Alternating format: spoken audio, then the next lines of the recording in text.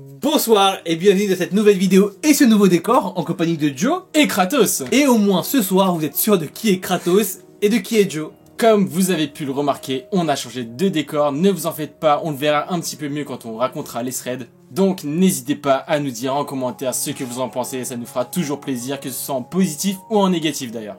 Bref, en tout cas, on sait que le planning de vidéo a été pas mal chamboulé ces dernières semaines et donc pour 2022, on a vraiment des projets qu'on espère seront réalisables, mais on va également rester sur les threads d'horreur et également, on vous l'annonce, le retour des True Crime. En tout cas, nous on est hyper excités à l'idée de tourner dans ce nouveau décor, on vous concocte ça depuis quelques semaines maintenant, donc voilà, on espère que vous allez apprécier. Bref, en tout cas, si vous voulez suivre toutes les avancées de la chaîne, toutes les nouveautés qui vont arriver très bientôt, et même les autres qui vont arriver peut-être un petit peu plus loin dans l'année, n'hésitez pas à nous suivre sur les réseaux sociaux qui s'affichent actuellement à l'écran. Et ce soir, pour l'occasion, on a décidé de vous raconter 2 threads abonnés qui sont tout aussi effrayants que différents.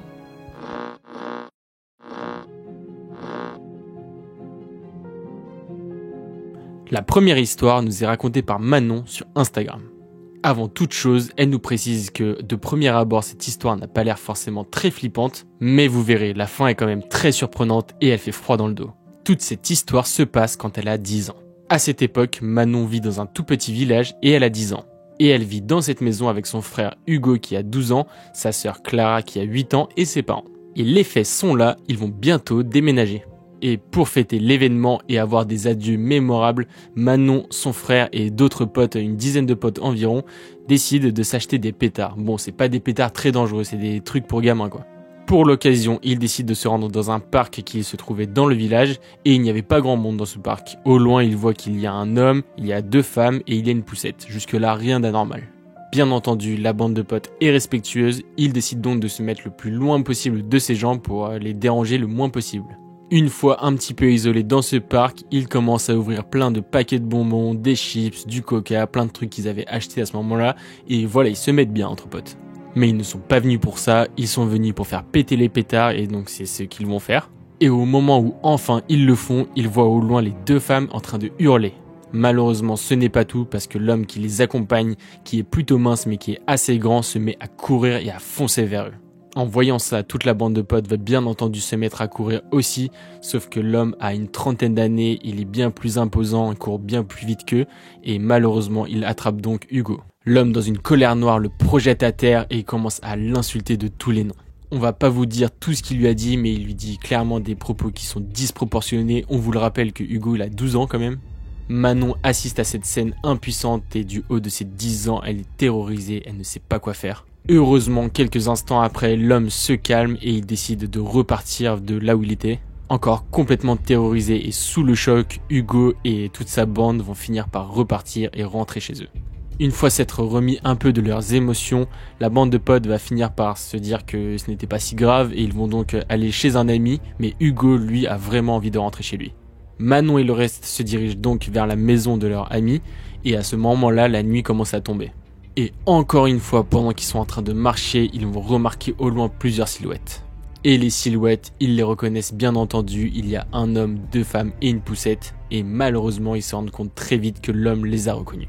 Et là c'est totalement incompréhensible, mais en les voyant, l'homme va de nouveau sprinter vers eux, et c'est bien entendu exactement ce que vont aussi faire tous les enfants. Ils voient très bien que l'homme est décidé à leur faire du mal, et c'est donc le plus gros sprint de leur vie qu'ils vont effectuer à ce moment-là. Pour tenter de semer l'homme, tous les enfants décident d'aller dans des petites rues qui étaient mal famées, mais à ce moment-là, ce n'est pas du tout leur priorité, ils veulent seulement échapper à l'homme. Après une course effrénée et après avoir rencontré des gens assez bizarres dans ces ruelles, Manon et sa sœur Clara vont enfin rentrer chez eux. Mais en arrivant chez eux, ils voient que l'ambiance est assez palpable car leur mère est au téléphone et elle a l'air assez alarmée. Après avoir raccroché, leur mère va tout leur raconter. Dès que Hugo est arrivé à la maison, ils ont constaté les bleus, ils ont constaté qu'il était en train de saigner et d'ailleurs Hugo va tout leur raconter. Et donc Hugo et son père sont tout de suite allés au commissariat pour porter plainte. La mère de Manon et de Clara va appeler une amie pour veiller sur elle pendant que elle se dirige au commissariat pour rejoindre Hugo et son père. Après quelques heures de suspense et d'attente pour Manon qui ne sait absolument pas ce qui est en train de se passer, elle voit que tout le monde rentre enfin à la maison. Quelques heures plus tard, toute la famille finit par rentrer et ils ont tous l'air un petit peu déçus. Bref, après ça, plus de nouvelles, à part le lendemain soir où Manon nous précise que ses parents ont encore une fois appelé une amie pour garder les 3 enfants.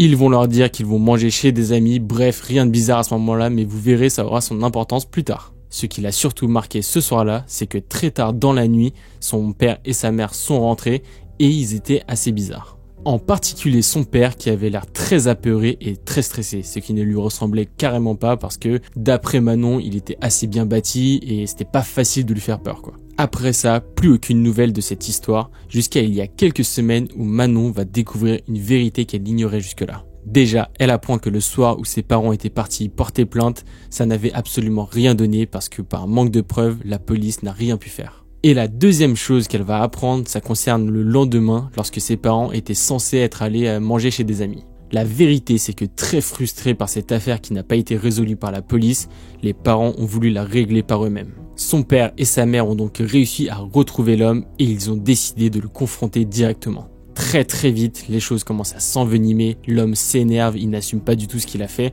et il commence donc à se bousculer, l'homme et lui. Le père de Manon essaye de calmer le jeu au maximum, mais l'homme s'énerve de plus en plus jusqu'au moment où il va sortir un couteau de sa veste. L'homme déraille totalement, il commence à le menacer vraiment, il commence à lui dire qu'il va l'éventrer, qu'il va le tuer. À ce moment-là, la mère de Manon voit que la discussion est impossible, elle décide donc de séparer les deux hommes et de partir. C'est donc après ça que les parents sont finalement rentrés chez eux. Et cette nuit, ça s'est passé il y a 3 ans, mais vous allez voir, ça a un rapport avec l'actualité. Parce que oui, rappelez-vous, l'intrigue de base, c'était que la famille de Manon était censée déménager. Et c'est donc ce qu'ils ont fait juste après cette histoire. Ils sont allés dans une autre ville, ils ont vécu leur vie. Et c'est donc très récemment qu'ils ont vu quelque chose dans les médias qui leur a rappelé toute cette histoire. Ils voient un article qui parle clairement de l'homme dont il était question depuis le tout début. Et apparemment, il a été arrêté par la police. L'homme s'était retrouvé dans une bagarre avec un homme alors qu'ils étaient tous les deux assez sous. Et à la fin de cette bagarre, l'homme a finalement tué cet homme qui était père de famille. Bien sûr, toute cette histoire va bousculer toute la famille de Manon qui va repenser à ce qui leur a été arrivé ce soir-là et qui vont donc se projeter dans cette situation, se dire que ça aurait clairement pu leur arriver. Ils vont apprendre plein de détails par rapport à cet homme, par exemple qu'il battait très régulièrement sa femme, des trucs comme ça. Il y a quand même du bon qui ressort de cette histoire parce que tous les proches de Manon, tous ceux qui étaient impliqués dans cette histoire vont en reparler et ça va encore plus les souder. D'ailleurs, petit détail qui est assez marrant quand même, il faut savoir que l'homme a été incarcéré dans une prison qui se trouve à une vingtaine de minutes de là où habite Manon.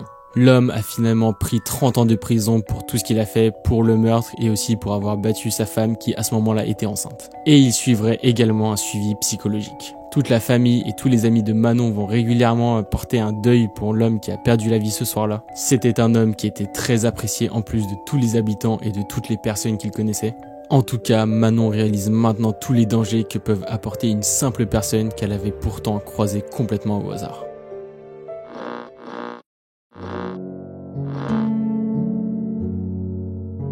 On sait, on vous a pas dit forcément que c'était un thread paranormal, mais pour cette histoire, elle nous a un petit peu troublé et on voulait vraiment avoir votre avis. Il faut quand même savoir que l'abonné qui nous a raconté cette histoire croit, elle, au paranormal, et donc on va se placer de son point de vue pour la raconter également. Nous voici donc plongés dans l'histoire de Christine. La moindre des choses qu'on puisse dire, c'est qu'elle est vraiment baignée dans le monde du paranormal depuis sa plus tendre enfance. Elle a très souvent été témoin de phénomènes paranormaux, des choses qu'on ne peut pas forcément expliquer avec la science ou avec des raisonnements rationnels jusqu'à maintenant. Et d'ailleurs, elle a eu l'occasion d'en discuter avec sa famille et son frère et sa mère auraient également ce don comme ils appellent. Et elle tient également à le préciser, mais tous ces phénomènes paranormaux sont maintenant ancrés dans son quotidien et c'est vraiment une habitude qui ne l'effraie même plus. À part peut-être cette histoire qu'on va vous raconter ce soir qui encore aujourd'hui ne la laisse vraiment pas de marbre. Cette histoire s'est passée il y a une dizaine d'années alors qu'elle avait la vingtaine et qu'elle était en fait dans ses études supérieures. Elle habitait à l'époque dans une certaine ville de France qu'on ne va pas révéler ici pour des causes d'anonymat. Et à cette époque c'est vraiment une grosse fan de musique métal. Elle va vraiment dans tous les festivals possibles et c'est vraiment une grande passion. À chaque fois qu'il y a un événement lié de près ou de loin au métal, elle y est et elle répond présente. Et un soir, alors qu'elle avait complètement l'habitude, elle va se rendre dans un festival dans une autre ville en France qui n'était pas trop loin de chez elle, et en arrivant, elle va directement sentir une ambiance palpable, une ambiance qui est pas normale. Il y a une espèce de rumeur qui se répand, une personne qui va parler aux gens, et à chaque fois que cette personne va parler aux gens, ces dernières se mettent à pleurer. Et de fil en aiguille, l'information va remonter jusque elle, et elle va apprendre avec effroi que Olivier, donc une des personnes qui était vraiment influente dans le milieu du métal dans son époque, et qui était une personne qui se produisait très souvent sur scène, avait malheureusement décidé de mettre fin à ses jours en se pendant. L'ambiance est quelque peu refroidie et Christine, qui ne le connaissait pas vraiment, va pas être très triste, ne va pas se mettre à pleurer parce que voilà, elle avait eu seulement des petits échanges avec cette personne. Malgré tout, elle reste très peinée pour lui et pour toute sa famille. Bref, le week-end va passer et une fois celui-ci terminé, elle va reprendre sa voiture pour retourner dans sa ville d'origine où elle avait son logement étudiant.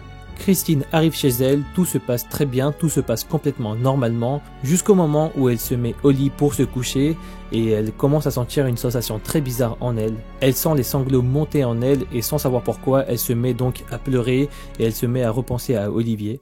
Elle commence également à prononcer des mots qui n'avaient pas trop de sens pour elle à ce moment-là, mais elle se met donc à voix haute à se demander pourquoi il avait fait ça, pourquoi il n'avait pas pensé à sa famille et à ses proches. Tous ces sanglots vont lui coûter beaucoup d'énergie et c'est quelques secondes après qu'elle va enfin s'endormir. Et si jusque-là, en apparence tout allait bien, c'est vraiment à ce moment que les choses vraiment étranges vont commencer.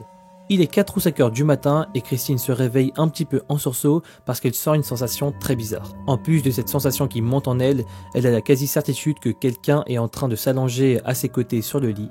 Elle est donc en panique totale, il fait nuit noire à cette heure et donc elle essaye de voir un petit peu ce qui se passe mais ne voit rien du tout. Christine passe quelques secondes à se demander ce qu'il se passe, mais après avoir vu qu'il se passait plus grand chose, elle décide donc de se rendormir. Mais au moment où elle ferme les yeux, elle est directement interrompue par une sensation sur son visage, comme si une main était en train de lui caresser la tête. C'est la première fois qu'elle vit quelque chose comme ça, elle est complètement terrifiée, et même si dans cette main qui caresse son visage, elle sent un petit peu de bienveillance, elle reste quand même pétrifiée. Et au moment où elle tente de se retourner pour voir qui était la personne qui lui caressait le visage, elle va être interrompue dans son élan par une voix qui va lui murmurer quelque chose à l'oreille. Et cette voix va lui dire plusieurs choses, notamment de ne pas s'inquiéter pour lui, que tout allait bien maintenant. Christine est sûre de ne pas halluciner, elle entend les mots distinctement, ses sensations sont vraiment à l'affût, elle a vraiment l'impression de ressentir les choses physiquement. Christine, qui est complètement lucide, met un petit peu les pièces du puzzle ensemble et elle va donc demander à la voix, à la présence si c'était Olivier. Et tout en sentant toujours une main lui caresser le visage, elle va juste entendre la voix lui dire que tout allait bien maintenant. Et à ce moment, même si elle est complètement terrifiée, elle se sent déjà beaucoup plus rassurée. Mais malheureusement, cette sensation ne va pas durer parce que moins d'une minute après, elle va se mettre à entendre une autre voix. Cette autre voix, elle provient de la porte de sa chambre qui est entrouverte et elle sent un petit peu une présence qui se cache derrière sa porte. Cette présence derrière la porte, elle le sent, elle est beaucoup plus froide et cette fois-ci, elle ne sent aucune bienveillance, elle se sent vraiment terrifiée.